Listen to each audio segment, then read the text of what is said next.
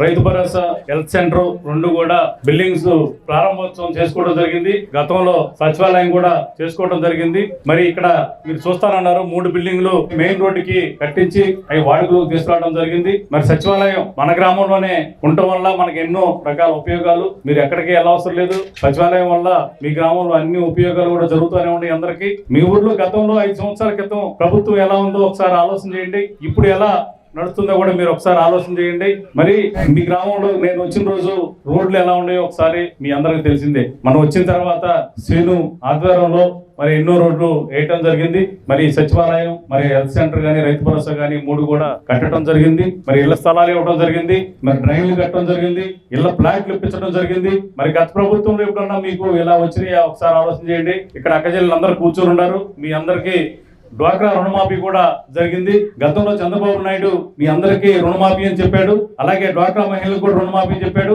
ఒక్కటి కూడా పూర్తి చేయలేదు. మీ అందరికీ తెలిసిందే. అది ఇక్కడ రైతులకు కూడా తెలుసు. 2 ఇన్స్టాల్మెంట్లు ఇచ్చి 2 ఇన్స్టాల్మెంట్లు అతను ఎగ్గొట్టడం జరిగింది. అది కూడా మీ అందరికి తెలిసిందే. మీరు ఒకసారి ఎవరైతే మీకు మంచి చేస్తారనుకుంటారో వాళ్ళకే మీరు ఆశీర్వదించండి.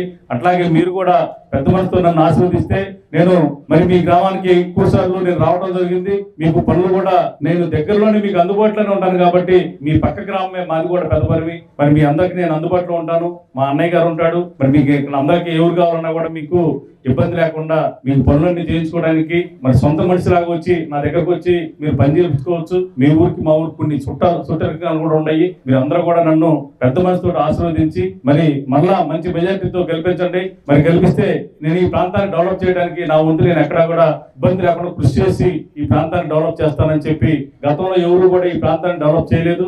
ఇప్పుడు నేను వచ్చిన తర్వాత ఈ ప్రాంతానికి మరి ముద్దూరు దగ్గర బ్రిడ్జి కడుతున్నారు. మరి అమరావతి నుంచి బెల్లంకొండ రోడ్ వేస్తున్నాము. ఈ డెవలప్మెంట్స్ అన్ని వస్తున్నాయి. ప్రతి ఊరికి హాస్పిటల్ వచ్చింది, రైతు భరోసా వచ్చింది, మరి సచివాలయం వచ్చింది ప్రతి ఊరికి. ఇవన్నీ కూడా డెవలప్మెంట్ లో భాగంగానే మన ప్రాంతం డెవలప్ చేయడానికి నా వంతు నేను కృషి చేస్తాను. మీరందరూ కూడా అక్కజనులందరూ కూడా పెద్ద మనసుతో నన్ను ఆశీర్వదిస్తారని చెప్పి మరొకసారి ధన్యవాదాలు తెలియజేస్తూ సెలవు తీసుకుంటాను.